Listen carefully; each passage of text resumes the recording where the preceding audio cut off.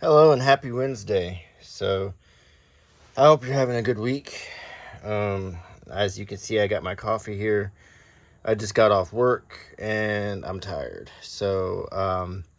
But I thought I would go ahead and show you some books that I got the other day at a Habitat for Humanity restore, which is kind of like a thrift store, but much cheaper, and you can find really cool things a lot.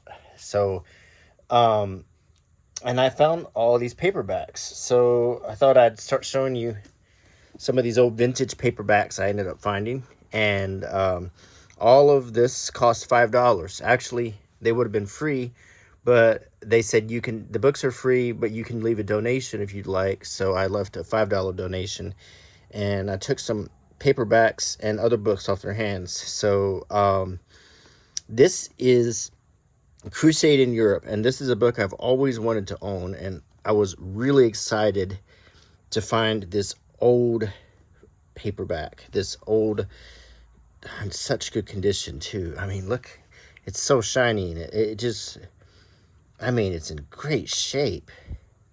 A perma special, 50 cents originally.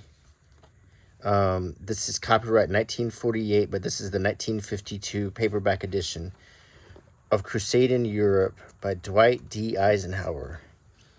And I'm so thrilled to have this book full of maps.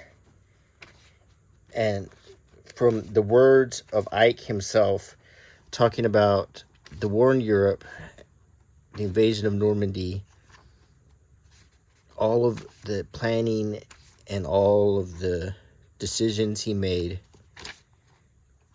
all of his strategies, just amazing resource to own in my World War II collection. Like I said, this is just a real find. And there's even copies of letters in here, maps. I just can't wait. This is Overlord forecast. So, like, then the planning stages of the Normandy invasion. Just amazing to have a copy of this in such good shape. And this is a book that I can reference when I have a question about World War II, or if I just want to kick back and read. Has an exhaustive index, as you can see. Just a lot of information in here. Then there, in this appendix section, there's charts, units,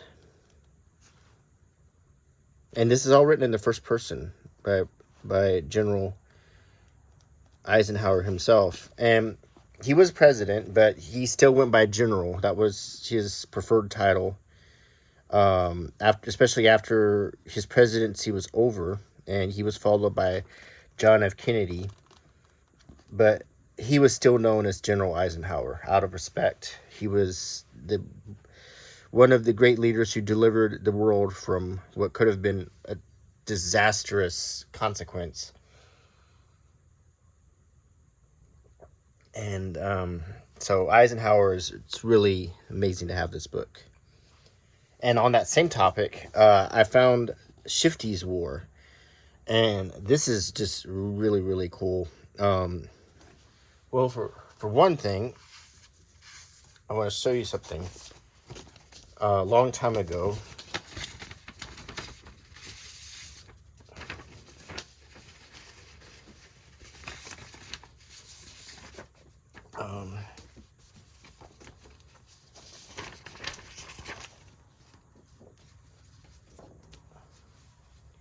as you can see, I got Shifty's autograph. That's his real autograph. And I was really, really thrilled to get that.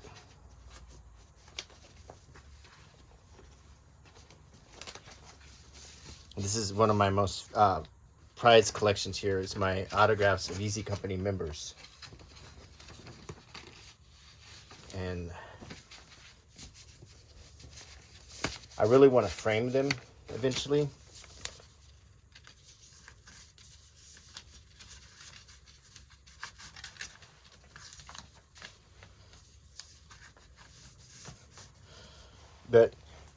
So it was really amazing, and there's no way I could not pick this up.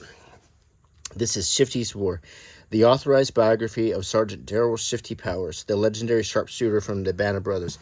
I already own Buck Compton's book, Don Malarkey's book, Garnier and Heffron's book.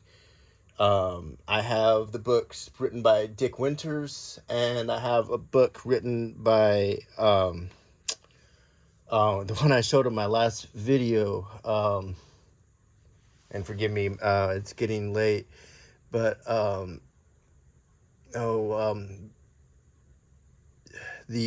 one who went to Harvard.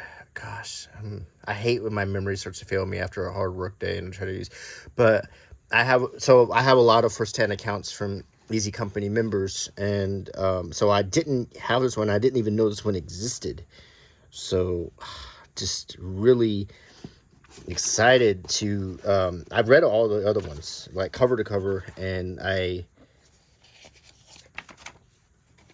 just am thrilled to have this one.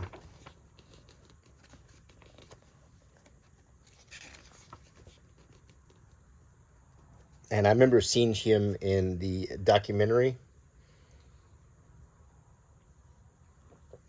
And he reminded me of, like, I live in Alabama, so he reminded me of, like, someone I just know, you know? Like, he just seemed like a guy, like a cousin or an uncle or something. The way he talked and everything. So,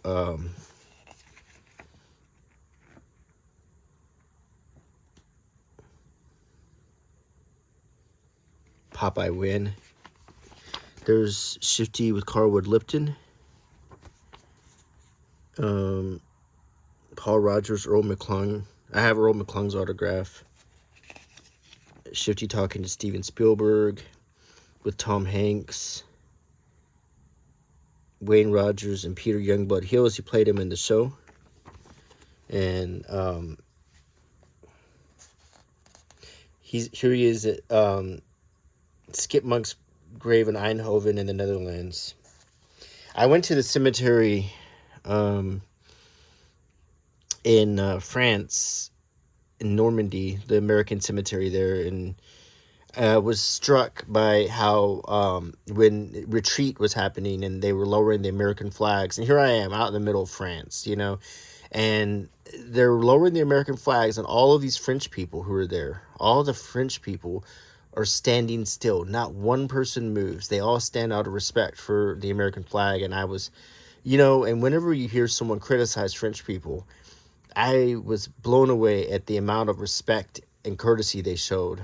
And I've always liked French people. Every time I've been to France, I've found them to be some of the nicest people in Europe. But I was really blown away by that show of respect. So this is definitely a book that I'm going to be reading. And just because, I mean, to say that I love Band of Brothers is an understatement.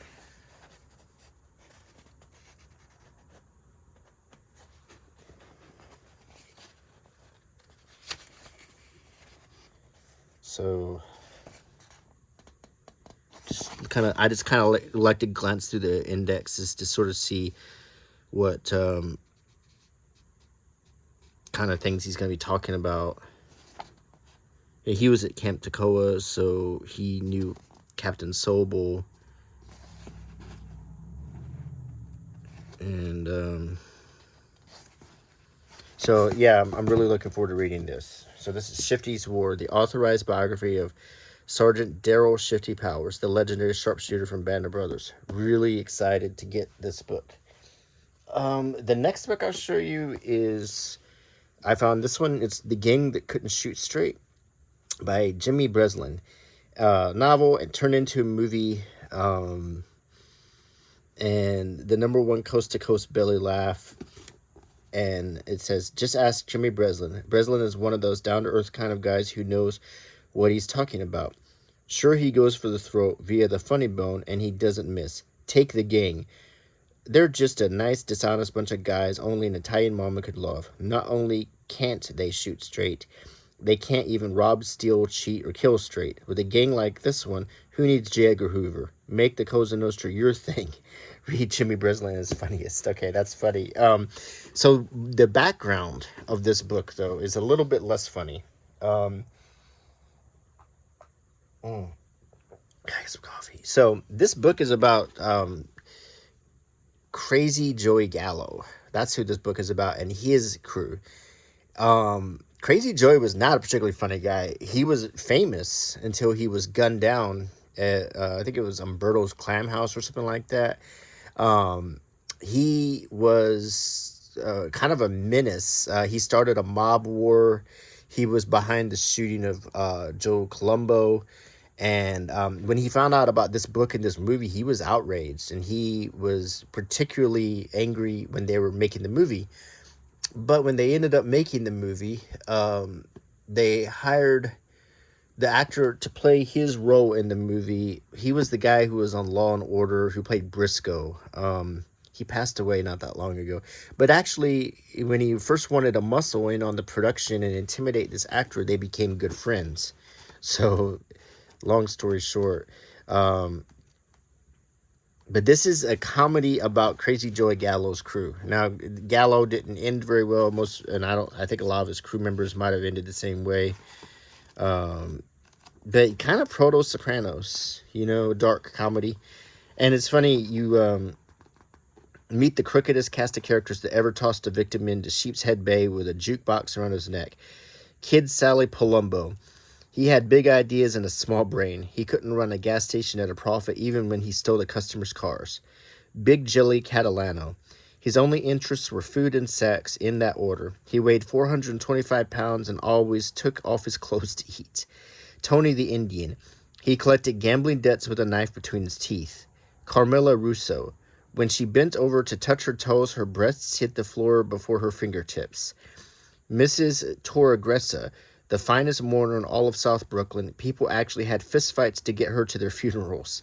Benny the Bug. He could have burned down all of Brooklyn if someone told him to. He was just waiting to be told. And it's really funny.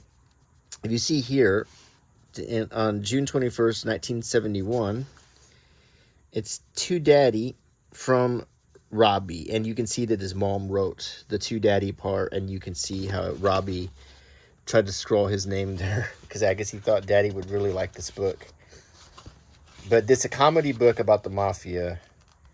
In 1971, it was around the time of The Godfather, and a lot of mafia stuff was coming out, and it was a big interest in America.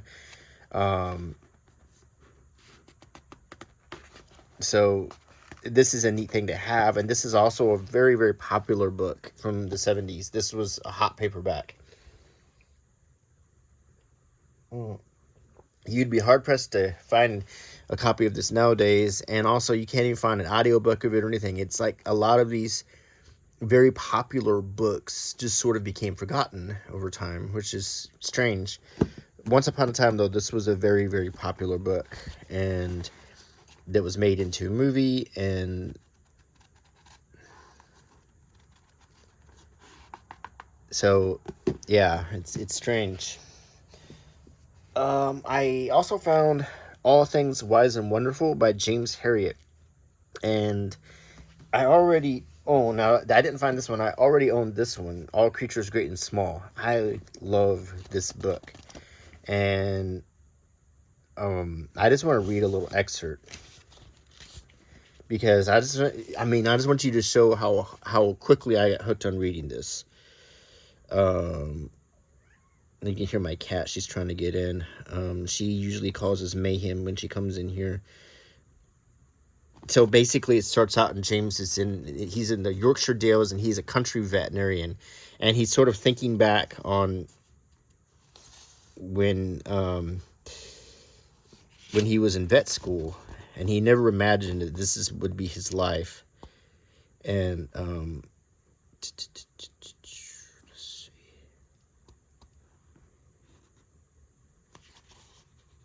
so he's describing all of these people, and he's trying to get the calf out. It's turned around, and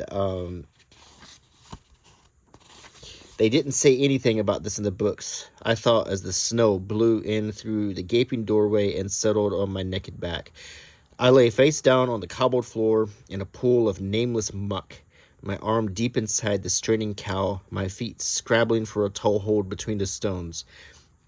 I was stripped to the waist, and the snow mingled with the dirt and the dried blood on my body.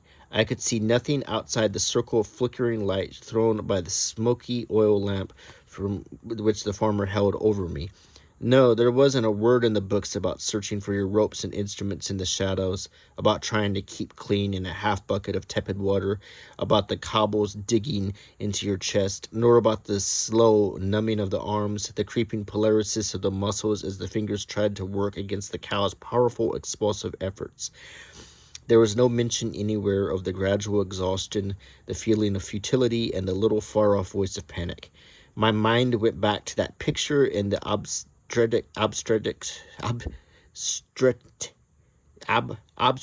book, a cow standing in the middle of a gleaming floor, while a sleek veterinary surgeon in a spotless parturition overall inserted his arm into a polite distance. He was relaxed and smiling. The farmer and his helpers were smiling. Even the cow was smiling. There was no dirt or blood or even sweat anywhere. And I started laughing when I first read that line, and I just got hooked. And I love these stories. And I was excited to find this one. And this is All Things Wise and Wonderful. And this is when James had joined the Royal Air Force during World War II. And I really, really, really like these books. His real name was Alf White. James Harriet, he is his pen name. And he got it after a soccer player. But in real life, he did join the RAF. And I believe he was a veterinarian in the RAF. And but I can't wait to open this book up and start reading it. So, yeah, pretty excited to get this one. And I don't know what edition this is. Mine seems to be a much more recent. This is 1977. So this is quite old, but it's in such good shape. You couldn't tell. So this is the Lincoln Conspiracy. And if you watch my channel, you know that I'm a big Civil War buff. And I know this was a movie.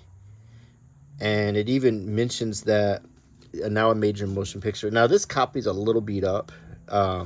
If it wasn't free, I might not have picked it up because it is water damaged and everything. But I think it's still readable, and it doesn't smell bad or anything. But it says, new facts reveal the shocking step-by-step conspiracy against America's most loved president. Who was involved?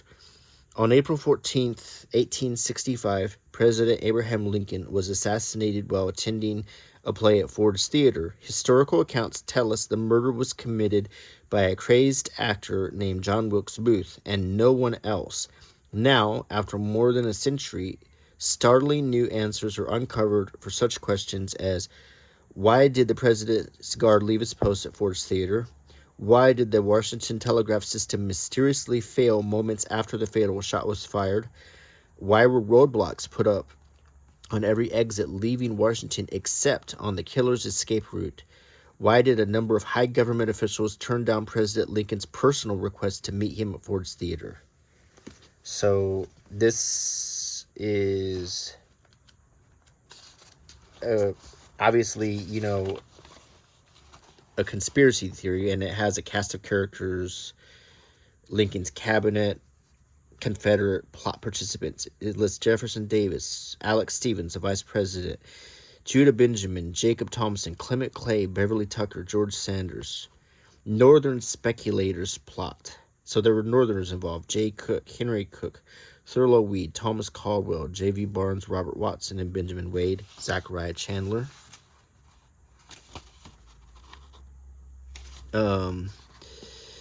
National Detective Force, military personalities. I don't think the military personalities were involved.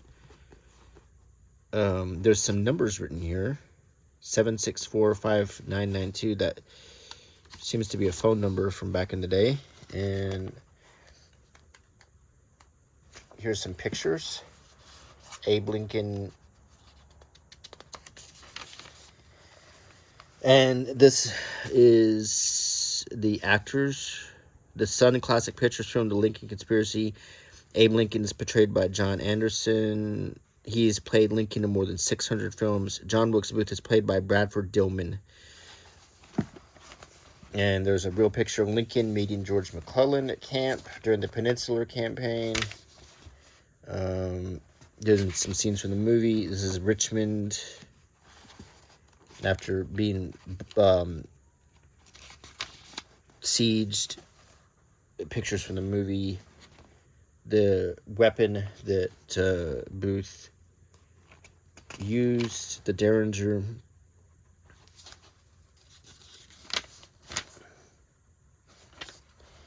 So that's a mixture of true pictures and pictures from the movie.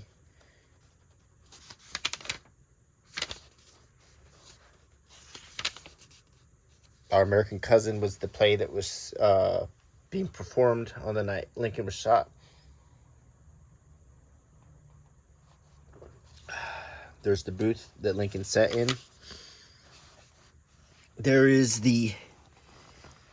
And I have a replica of that small pistol right here. But that is the Derringer.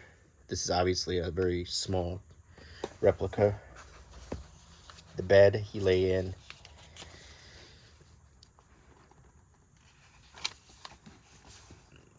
Interesting. I'm very curious to pick this up and start reading it.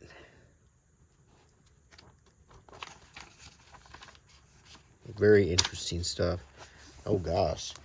The death of John Wilkes Booth remains a mystery. Following Lincoln's assassination, some historians traced him to England and India. Others speculate that he faked his death in India and returned to the United States under the assumed name of David E. George or John St. Helen.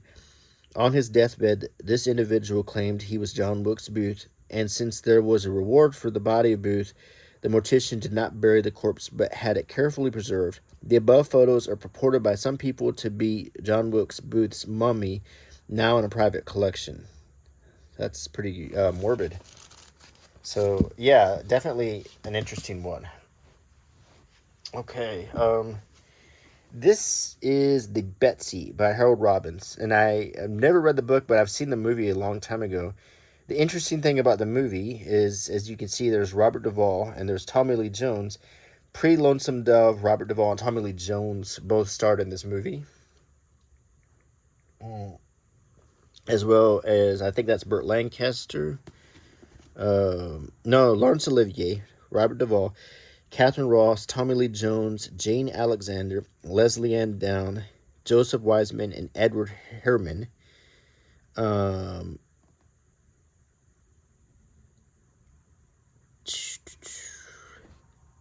That looks like... Is that Edward Herrmann? Because that looks like James Woods, but I guess that is Edward Herrmann from The Lost Boys.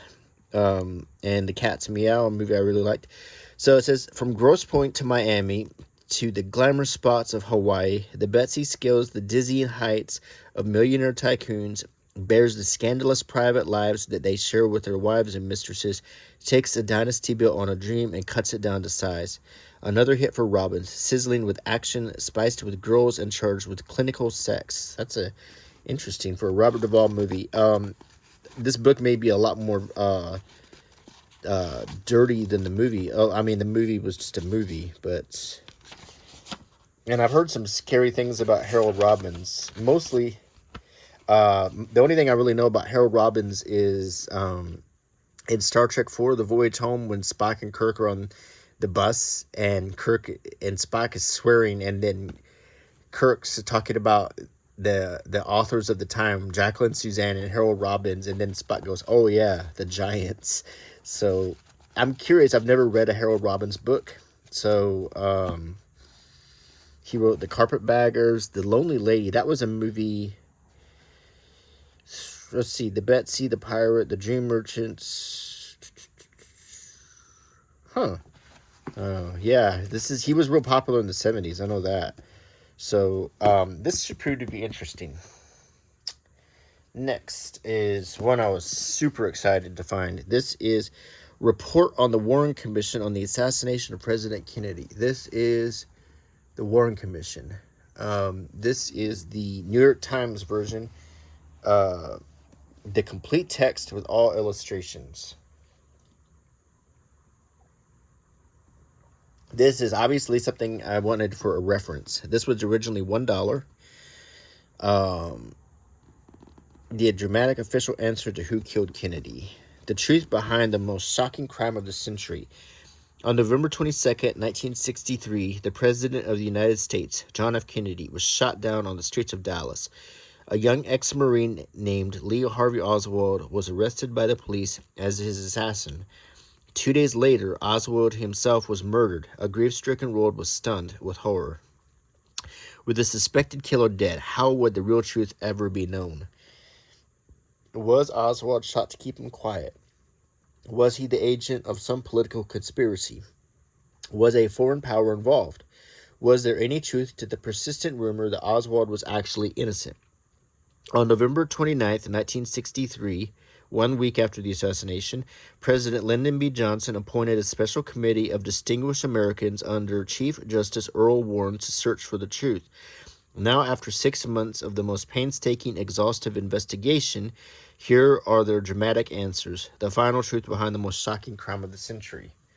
So let's talk about that for a second.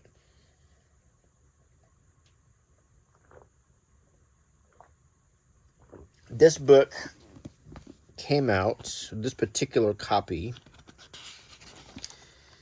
was printed and sold in 1964. And it contains the text of the Warren Commission report. Now, there are 24 volumes of the Warren Commission, but the other volumes are just the appendix, which the evidence, interviews, all of the sources. So I have not read the other volumes of the evidence. I have listened to all of the news reports, and in summary, I have read the other volumes of the Warren Commission, but not all. So I mean, I haven't been able, like Jim Garrison read all 24 volumes, and many researchers have too. So, but I do know that there's a lot of discrepancies. One of the members of the Warren Commission was Hale Boggs, and he came out stating that he was skeptical about the conclusions of the Warren Commission, and then he was killed in a plane crash. So there's other things about the Warren Commission and the whole thing that are scary. So many people doubt it. That's my point. Now, whether I doubt it or not, I'm not going to say. But I definitely think that look at that, an old absentee report. There was a book written by Vincent Bugliosi called Reclaiming History. He's the same guy who wrote Helter Skelter, which was a really popular true crime book about the Charles Manson Tate LaBianca murders. And Vincent basically defended the Warren Commission. And but the thing is there's some of the propaganda that was floating around Dallas. So the thing is, though, before you jump on any of the conspiracies or subscribe to any of them, do read this first. Read this book at least. Make sure you read everything that's presented in this book before you take someone's word for what's in this book. Because many people will write things assuming that you haven't done the due diligence and read it yourself. So if you're a Kennedy researcher or someone, if this is something you like to do in your spare time like me, make sure you get a copy of the Warren Commission and read it. before you judge it. So that's all I'm saying. Don't, if someone's going to judge it or criticize it, they need to have read it first, not just what someone else told them what's in it. You might be surprised what's actually in it. So, but the thing is this is something that you should make your own mind up about. There was another Senate subcommittee on assassinations that investigated Kennedy and Martin Luther King assassination in the 70s. And they came to some different conclusions than the Warren Commission. So, but some of the evidence they used to come to those conclusions has, by the NSF, has been declared invalid or was interpreted incorrectly.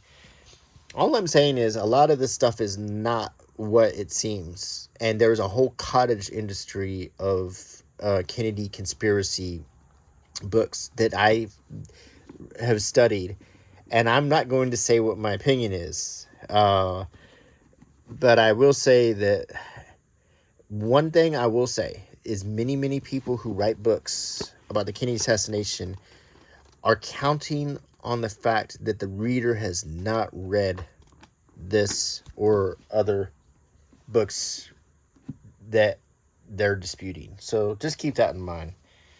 And I know I'm being cagey about the whole thing, but it's a really weird topic. So this is the last one I found. It looks like a regular Bible, right? But this is a very old. This Bible is about 60 years old, and it's in perfect condition, printed in England. In terms of the letters patent granted by Her late Majesty Queen Victoria to her printers for Scotland, and of the instructions issued by her and said Majesty in Council dated 11th July 1839, I hereby license and authorize William Collins Sons and Company Limited, 144 Cathedral Street, Glasgow, to print and publish, as by the authority of Her Majesty Queen Elizabeth II, an edition of the Holy Bible in Iona clear type octavio size, to consist of 100,000 copies as proposed in their declaration dated the 27th day of September 1957, the terms and conditions of the said instructions being always and in all points fully complied with, the observed by and said William Collins Sons and Company Limited. So this is a 1957 copy of the Holy Bible in fantastic condition.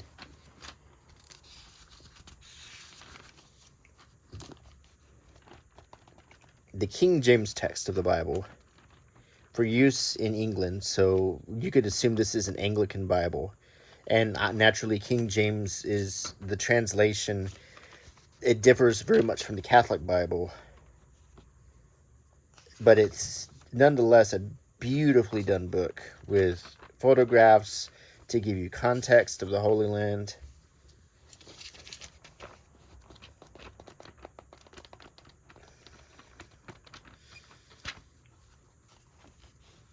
And really the River Jordan. And in the back, you have maps of the ancient world.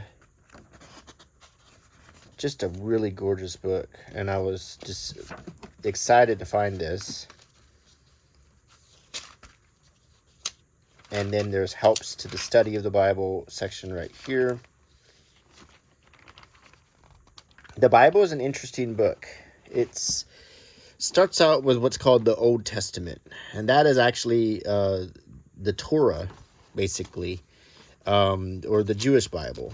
And the Old Testament explains the creation of the earth, and it talks about Noah and the ark and King David and Moses and all of these stories. And then the New Testament is strictly the books of Matthew, Mark, Luke, and John, and they're each having a different description of the life, ministry, and death of Jesus Christ. So then there's lots of dispute about different books that have been taken in or put in or put out of the Bible. And Bible study is something that I find very fascinating, studying the many different versions of it. And then we get things like the Dead Sea Scrolls, even older translations. So all of it is very fascinating. And also, when you compare it to other religious texts around, you find similarities, like great floods. Even if you read something like Gilgamesh, you find similarities. If you go all the way back to books written in Mesopotamia and so forth. So it's very interesting. And I enjoy the study of it and the reading of it. So it's really neat to find an old Bible like this, especially one in such good shape. So I love the little ribs on the spine. Very, very nice. So this was my haul of books from a thrift store, and I hope you enjoyed the video, and I hope you like my channel. Please consider subscribing, clicking the bell icon, and leaving a comment and a thumbs up, and all of that helps my channel a lot. It really does. So I'll see you again later on. Thank you for sitting with me, and until next time, bye.